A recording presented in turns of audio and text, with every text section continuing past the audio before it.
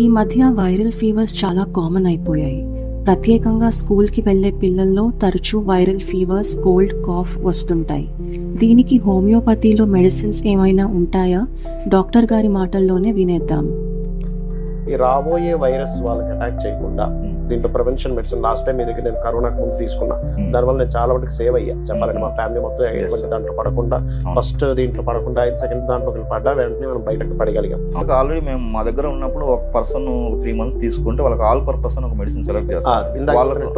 వాళ్ళకి అదే all purpose ఆ పర్సన్ కు ఏ ప్రాబ్లం వచ్చినా ఆ మెడిసిన్ వేయొచ్చు అన్నమాట. కుంభం వారికి అంటే మీ రాశి వారికి 2వ స్థానంలో శని, ఎల్నాడు శని నడుస్తుంది అనేటువంటి ఒక భయభ్రాంతులు, లేకపోతే అమ్మో ఏమవుతుంది ఏంటో దీంట్లో ఉన్నారు, ఏమీ టెన్షన్ పడక్కర్లేదు. నేను కొన్ని టిప్స్ చెప్తానో పాటించండి సరిపోతుంది.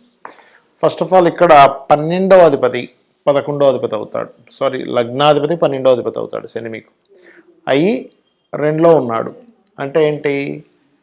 ఇన్వెస్ట్మెంట్స్, మనీ, ఎక్కడైతే మనీ పెడతామో ఫలానా ఇన్వెస్ట్మెంట్ చేసి లేకపోతే విదేశాలకు వెళ్ళి ధనం సంపాదించాలని ప్రయత్నం చేస్తుంటామో ఇవి అనుకూలిస్తూనే కొంతవరకు స్ట్రెస్ కూడా ఇస్తాడనే విషయం గుర్తుపెట్టుకోండి మీరు ఇక్కడ.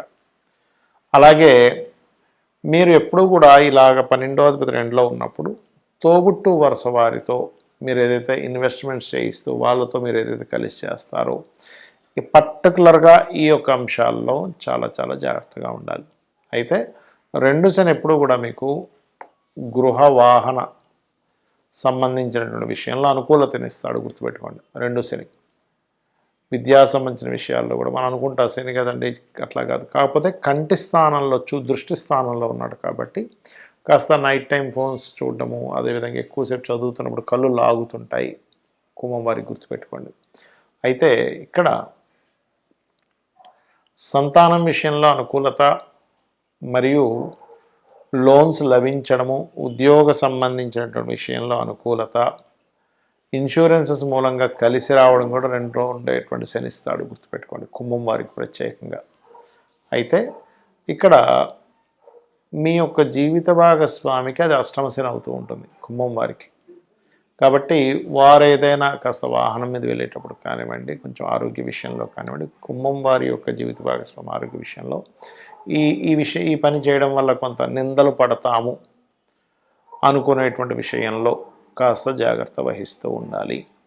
ఇక మీరు నిత్యము చేయవలసినటువంటి దేవతారాధన ఏమిటి చూసుకున్నట్లయితే, అయితే ఇక్కడ ఈ 2లో శని ఉన్నప్పుడు సంతానం ఎప్పటి నుంచో ఉద్యోగం కోసం ప్రయత్నం చేస్తున్నారండి, సంతానానికి ఉద్యోగ అవకాశాలు లేవనుకున్నప్పుడు ఇక్కడ ఏంటంటే కుటుంబంలో 2లో శని ఉన్నప్పుడు కుటుంబంలో, అది కూడా గురువు యొక్క రాశి అయినందుకు కుటుంబ సభ్యుల్లో ఎవరైతే మరలా ఎర్నింగ్ పర్సన్స్గా జాబ్స్లు చేయాలనుకునే దాన్ని కూడా క్రియేట్ చేస్తాడు అక్కడ శని. అయితే మీకు ఏలినాడు శని ఉందనే విషయం ఫస్ట్ పక్కన పెట్టేసి నిత్యము కొన్ని పాటించండి, ఎటువంటి ఇబ్బంది ఉండదు. ఆలయాలకు వెళ్ళడము, ఎక్కువగా వాకింగ్ ఎక్సర్సైజ్ చేయడము, మీ యొక్క ఇంట్లో పెద్దవాళ్ళు ఉంటారు బాగా ఏజ్డ్ పర్సన్స్, వాళ్ళకి ఏదైనా వాళ్ళు ఆనందించడానికి వాళ్ళకి ఏదైనా ఇవ్వడం, కొనివ్వడం, ఇటువంటివి చేయండి.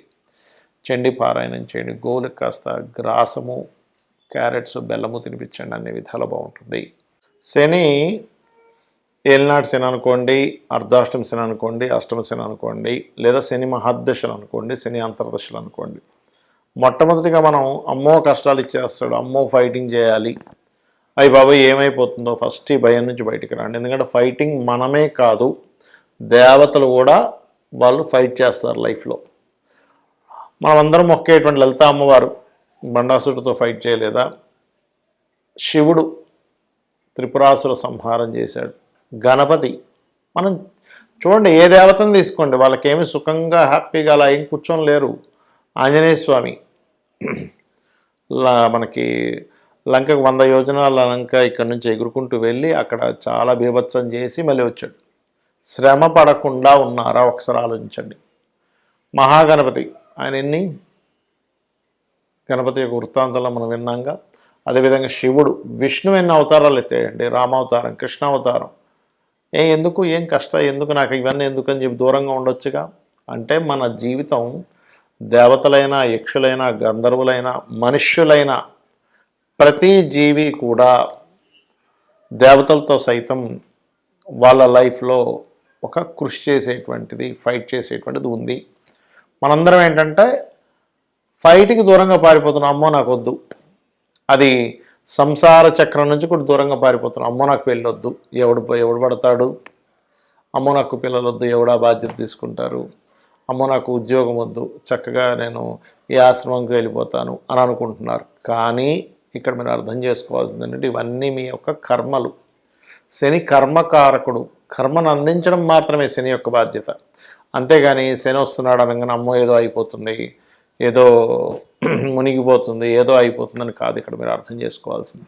శాటర్న్ ఆల్వేస్ టీచర్స్, అంటే మనకి ఒక విషయాన్ని నేర్పిస్తూ ఉంటాడు.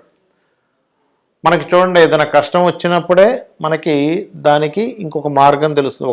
ఒక రూట్లో వెళ్తున్నాము, ఆ యొక్క రూట్లో వెళ్తున్నప్పుడు అక్కడ ఉండేటువంటి ప్రాంతం బ్లాక్ అయింది, అప్పుడు మనం ఇంకొక మార్గం గుండా వెళ్ళి గమ్యాన్ని చేరుకుంటాం. అంటే గమ్యం చేరుకోవడానికి కొన్ని ఆటంకాలు ఏర్పడితేనే మీకు మరొక కొత్త రూట్ తెలుస్తుంది. కొత్త రూట్కి వెళ్తున్నప్పుడు మీకు జ్ఞానం పెరుగుతుంది. అలాగే లైఫ్లో కూడా ఒక ఉద్యోగం పోయింది, ఇంకో ఉద్యోగం వస్తుంది, లేదా ఇంకోటి ఏదో కష్టం పడుతున్నాం, ఫైనాన్షియల్గా ఇబ్బంది వస్తుంది, అప్పుడు ఇంకో ఫైనాన్షియల్గా ఇంకెలా సంపాదించాలని తెలుస్తుంది. కాబట్టి ఏంటి, శని ఆల్వేస్ కర్మకారకుడు, లాభాలకు కారకుడు, ఉద్యోగానికి కారకుడు, ఆయుష్కి కారకుడు. ఈ పాయింట్ ఆఫ్ వ్యూలో ఆలోచించండి. శని ఎప్పుడు కూడా మనం ఎక్కువగా శ్రమ పడుతూ ఉంటే మనల్ని ప్రత్యేకంగా ఆయన ఇబ్బంది పెట్టేది ఉండదండి. నిత్యము మీరు పని చేసుకుంటూ ఉండండి, ఏదో ఒక పని, ఖాళీగా ఉండకుండా మీకు ఖచ్చితంగా బాగుంటుంది. అయితే శని యొక్క ప్రభావం తగ్గడానికి మీరు చేయవలసిన దేవతా ఆరాధనలు ఏంటో చెప్తాను. మీకు దగ్గరలో ఆంజనేయ స్వామి కానీ, గణపతి కానీ, లక్ష్మీనరసింహస్వామి కానీ, స్కందుడు కానీ, శక్తి ఆలయం, అమ్మవారి ఆలయాలు ఏమున్నా రోజు ఒక్కసారి వెళ్ళడం మీరు ప్రాక్టీస్ చేయండి. అంటే మీరు రోజు ఒక్కసారిని వెళ్ళేసి అక్కడ ప్రదక్షిణం చేసుకొని చక్కగా అక్కడ కూర్చొని ఒక కాసేపు రాండి, మీరే చూస్తారు దాని ప్రభావం. ఎందుకంటే మన చుట్టూ ఉండే ఆరాతో సంబంధం ఉంటుంది గ్రహ ప్రభావాలు. ఎప్పుడైతే మనం ఒక పాజిటివ్ ఆరాలోకి ఎంటర్ అయ్యామో నెగటివ్ ట్రిగరింగ్ అనేది తగ్గిపోతుంది. పాజిటివ్ ట్రిగర్ అంటే మనకి ఏమంటే ఒక్కసారిగా గుడికి వెళ్తే అన్ని కష్టాలు పోతాయో కాదు, మీరు ఎలా హ్యాండిల్ చేయాలి, మీ మనసు, మీ ఆలోచనలు అన్నీ కూడా క్లియర్ అవుతాయి, గుర్తుపెట్టుకోండి. అలాగే మరొక విషయం ఏంటంటే దీంతోపాటు మీకు దగ్గరలో గోశాలలు ఉంటే గోశాలకు వెళ్తూ ఉండండి. గోశాలలకు వెళ్ళే గోవుల యొక్క ఎనర్జీ కూడా కంప్లీట్ పాజిటివ్ ఎనర్జీ, గుర్తుపెట్టుకోండి. అదేవిధంగా దీంతోపాటు మీరు కొంచెం ఏమవుతుంటుందంటే ఏలనాడు శని, అర్ధాష్టమి శని, అష్టమ శని, శని దశల్లో ఉన్నప్పుడు మనిషికి తెలియకుండానే ఒక బద్ధకము, ఒక లేజీనెస్, ఒక పోస్ట్పోన్ చేయాలనే తత్వం ఇస్తూ ఉంటుంది. కాబట్టి ఒక టబ్బులో వాటర్ తీసుకుని అందులో గోరువెచ్చని నీళ్ళు తీసుకుని అందులో కాస్త కల్లుప్పు వేసి అందులో కాళ్ళు పెట్టి అట్లా కూర్చోండి కాసేపు. అది మరీ వేడి కాళ్ళు కాలిపోయే అంటే కాదు, గోరువెచ్చని నీళ్ళు. మీరు చూస్తారు, మీరు తెలియకుండానే ఒక నెగటివ్ ఎనర్జీ బయటకు పోతున్న ఫీలింగ్ మీకు వెంటనే సెకండ్స్లో తెలుస్తూ ఉంటుంది. అలాగే ఈ శని కుజులు పరస్పర వీక్షణలో ఉన్నప్పుడు మీనరాశిలో శని ఉంటూ ఈ సంవత్సరం మనకి పంచగ్రహ కూటమి 3 సార్లు వస్తుంది 2026 సంవత్సరంలో. జనవరిలో ఒకసారి, ఫిబ్రవరిలో 2 సార్లు, మరి చతుర్గ్రహ కూటమి 2 సార్లు వస్తుంది. అంటే ఎప్పుడూ కనీ విని ఎరగనటువంటిది వస్తుంది. కాబట్టి ప్రపంచవ్యాప్తంగా కనీ విని ఎరుగని వింతలు చూస్తాము. గ్రూపులుగా, అది ఉగ్రవాదులే అనుకోండి, రాజకీయ నాయకులే అనుకోండి, గ్రూప్స్గా ఏర్పడడం చూస్తాము. గ్రూప్స్గా ఏర్పడి జయాల్ని వాళ్ళు జయం పొందడం అనేటువంటి చూస్తాం. వైరస్లు చూస్తాం. అదేవిధంగా అగ్ని ప్రమాదాలు, యాక్సిడెంట్లు, అటాక్లు, ఇట్లాంటివన్నీ ఉన్నాయి. కాబట్టి మీరు ఇంటి నుంచి బయలుదేరేటప్పుడు ఎక్కువగా గుంపులుండే ప్రదేశాలు ఎక్కువ తిరక్కండి. ఇంటి నుంచి బయలుదేరేటప్పుడు ప్రధానంగా మీరు, ఎందుకంటే ఇది 1 సంవత్సరంన్నర పాటు ఉంటుంది కాబట్టి మీ ఇష్టదైవాన్ని తలుచుకొని బయలుదేరండి. అమ్మవారు మిమ్మల్ని రక్షించి తీరుతుంది. అదేవిధంగా గోశాలకు వెళ్ళి గోవులకి బెల్లము, క్యారెట్స్ తినిపిస్తూ ఉండండి. చండీ పారాయణం చేయండి, చండీ వినండి. అన్ని విధాలా మీకు బాగుంటుంది. శ్రీమాత్రే నమః.